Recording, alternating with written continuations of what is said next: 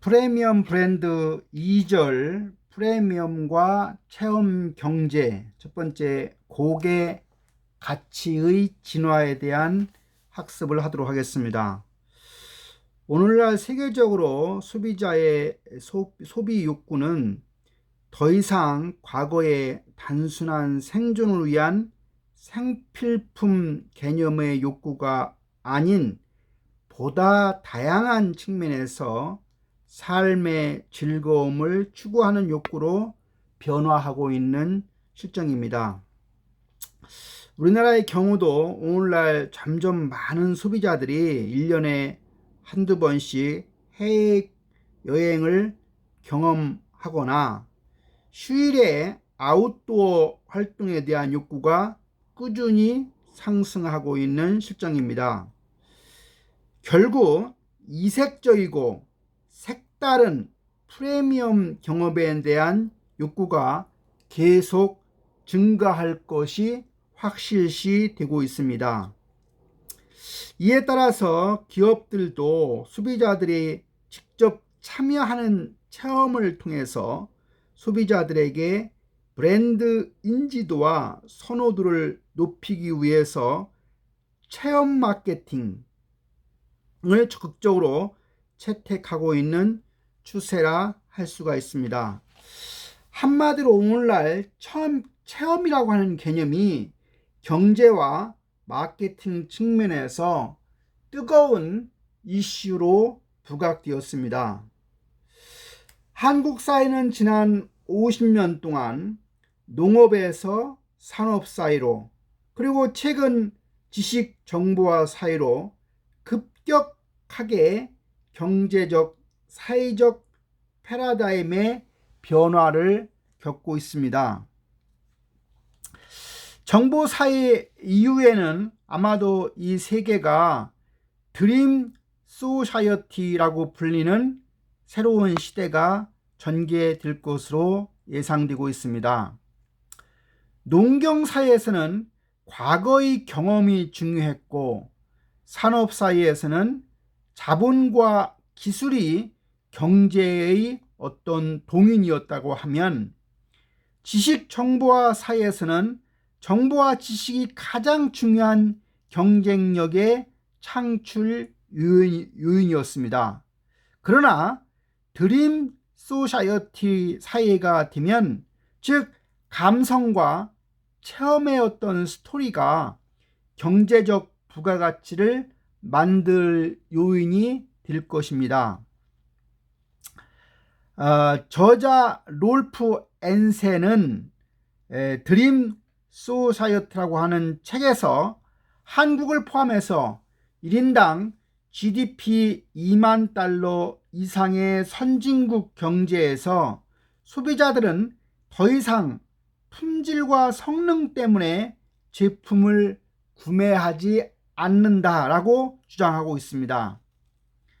즉 이들은 디자인과 브랜드에 담긴 스토리 그리고 감성 가치 때문에 그런 브랜드 제품을 구매한다고 합니다.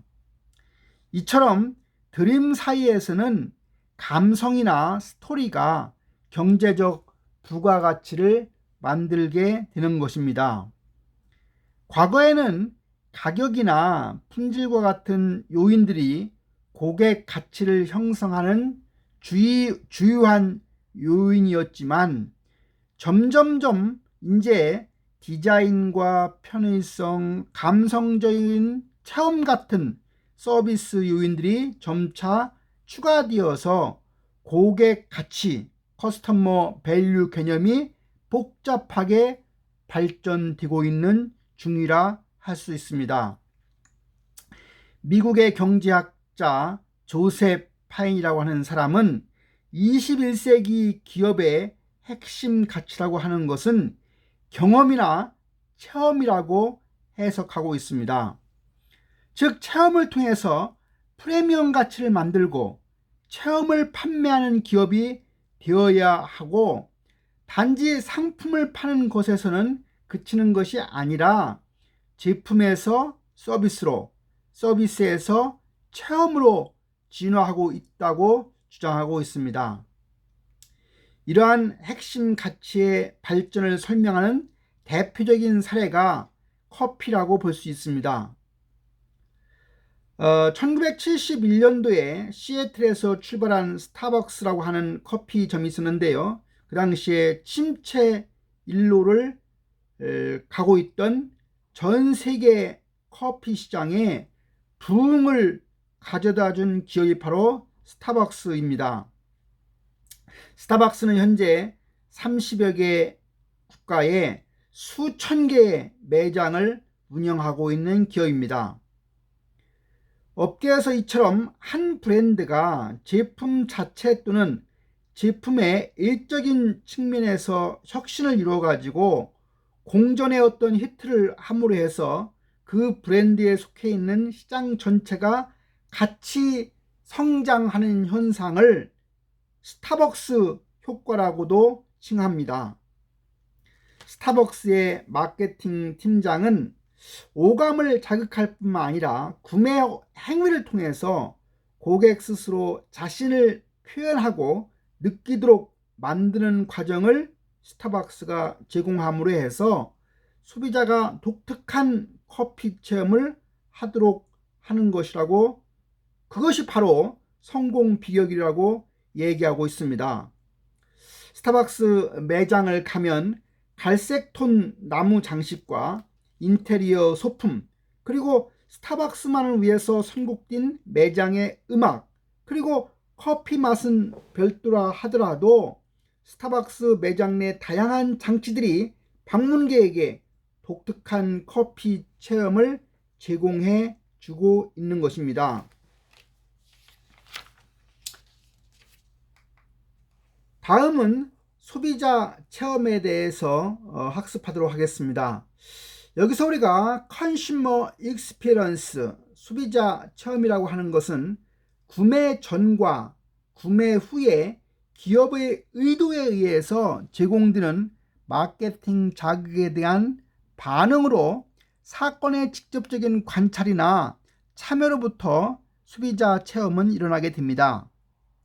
소비자를 이성적이고 논리적인 사고를 하는 인간으로 가정하고 제품과 서비스의 기능적인 속성과 편익을 강조했던 마케팅이 지금까지의 마케팅이었다고 하면, 소비자를 이제는 감성적인 존재로 인식하고 소비자의 감성 충족을 위한 프리미엄 체험을 갖다가 설계하고 제공하는 것이 체험 마케팅의 기본 가정인 것입니다.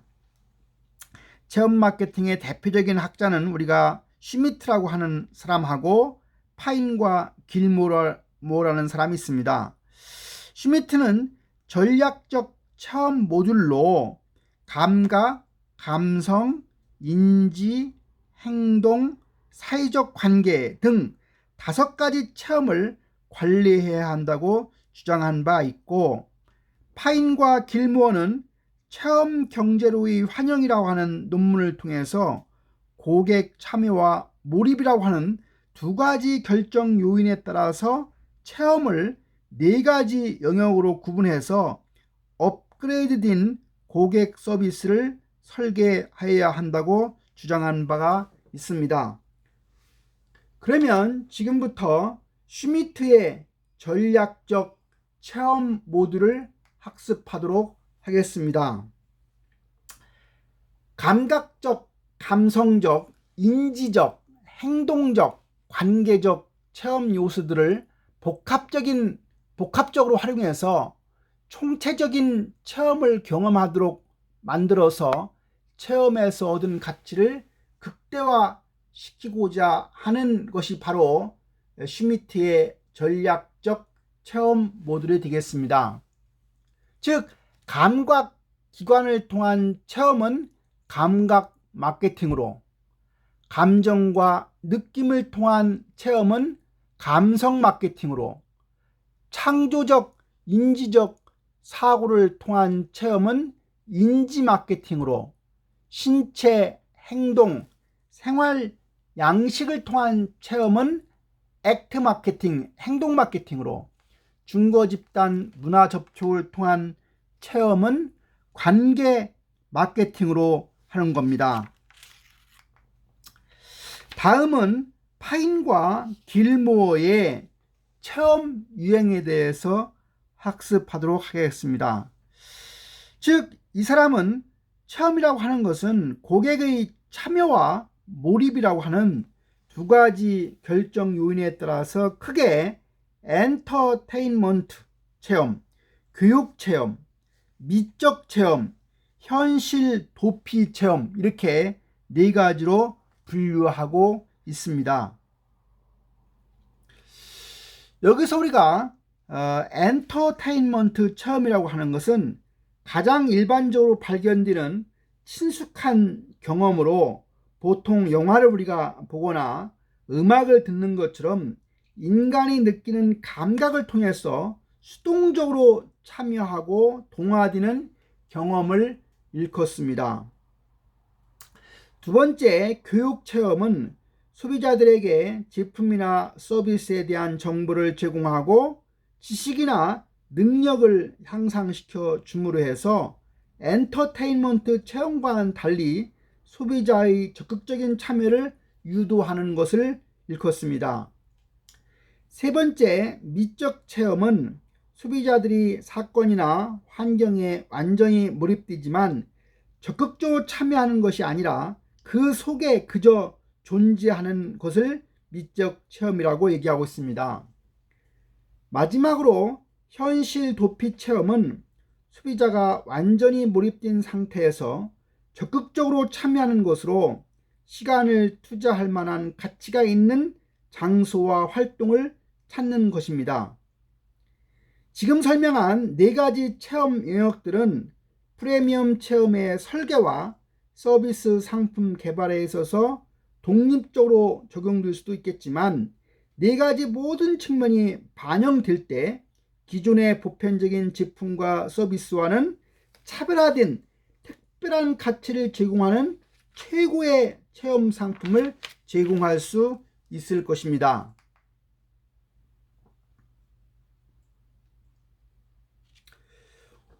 오늘날 소비자 체험의 중요성이 점차 커짐에 따라서 많은 기업들이 활발하게 체험 마케팅 활동들을 전개하고 있는 추세입니다. 그 예가 앞에서 지금 보여주고 있습니다. 즉, 소비자가 체험에 대한 대가를 지불하는 것이야말로 아마도 진정한 의미의 경험이 될 것입니다. 아랍에미리트에 가면 두바이에 7성급 호텔 버즈 알 아랍이라고 하는 호텔이 있는데 그 호텔의 숙박료가 미화로 1만 달러라고 하죠. 즉, 이 호텔에 들어가는 사람은 어떤 이 호텔이 숙박업소라기보다는 아랍에서 그야말로 왕자 체험을 제공하는 프리미엄이라고 우리가 볼 수 있는 겁니다. 세 번째, 프리미엄을 만드는 꿈의 공식에 대해서 학습하도록 하겠습니다. 프리미엄 브랜드가 지닌 프리미엄 소비 가치에는 네 가지가 있습니다. 첫 번째는 그러니까 자기 과시적 가치와 관련된 것이 있습니다.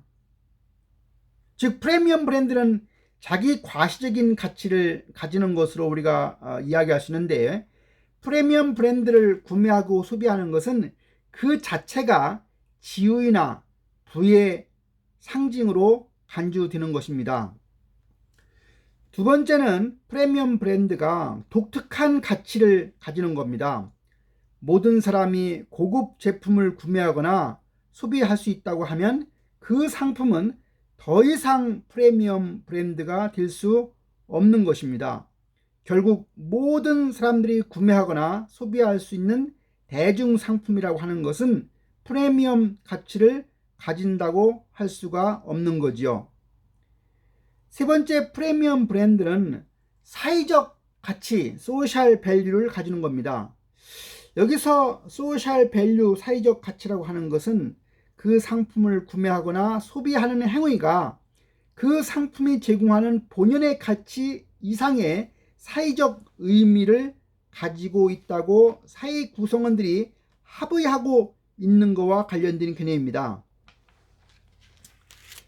네 번째 프리미엄 브랜드는 감성 가치를 가진다고 합니다.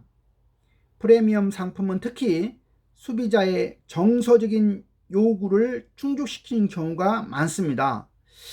일반적으로 프리미엄 브랜드는 소비자들에게 만족감과 자신감을 가져다 준다고 생각할 수가 있습니다. 다섯 번째 프리미엄 브랜드는 품질 가치 측면에서도 우월한 특징이 있습니다.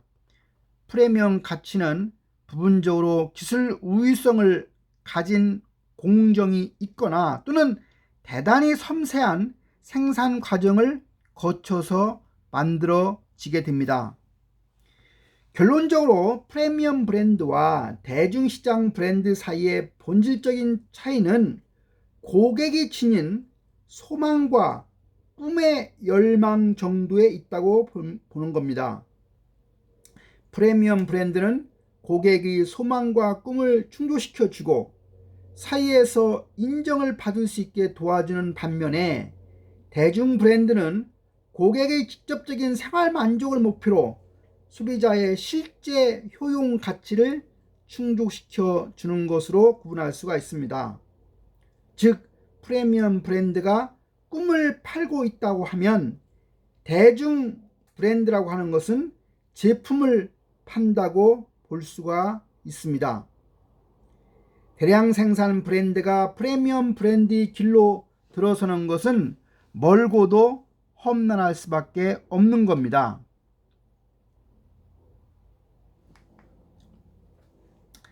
우리가 프리미엄을 만드는 꿈의 공식이 있습니다.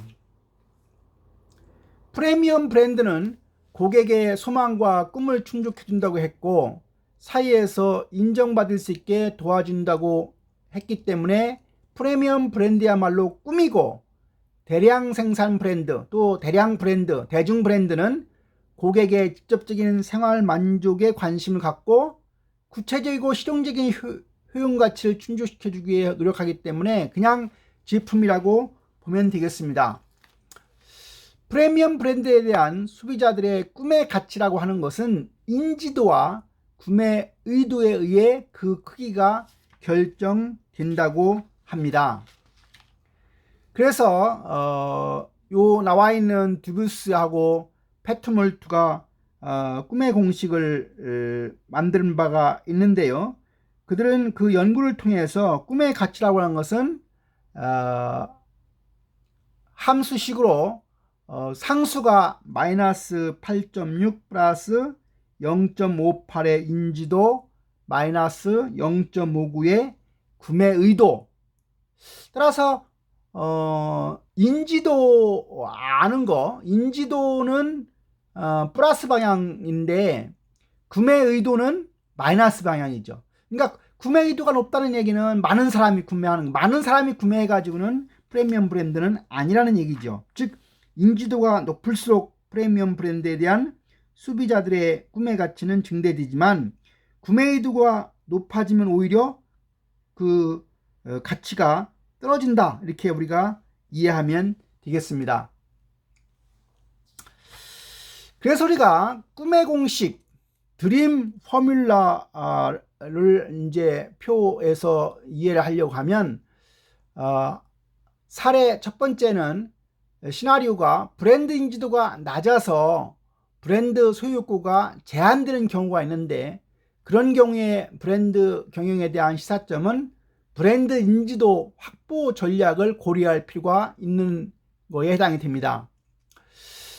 두 번째는 브랜드 인지도는 좋은 편인데 구매도가 높기 때문에 구매의 가치가 낮다고 하면 브랜드의 에쿼티 보호를 위해서 과도한 라이센싱을 지향하고 선택적 유통 전략을 고려하는 것이 브랜드 경영에서 필요한 겁니다. 세 번째, 브랜드 인지도는 보통인데 구매 수준이 낮은 경우는 결국은 브랜드의 확장 전략을 통해서 인지도를 높여야 되겠죠. 네 번째는 브랜드 인지가 강하고 브랜드의 확산이 높고 브랜드 소유구가 높은 경우에는 높은 브랜드 인지도를 형성해서 브랜드 확산 수준을 제어하고 희소성 유지를 위해서 제품의 공급과 유통을 통제하는 브랜드 경영을 해야 될 것으로 생각이 됩니다.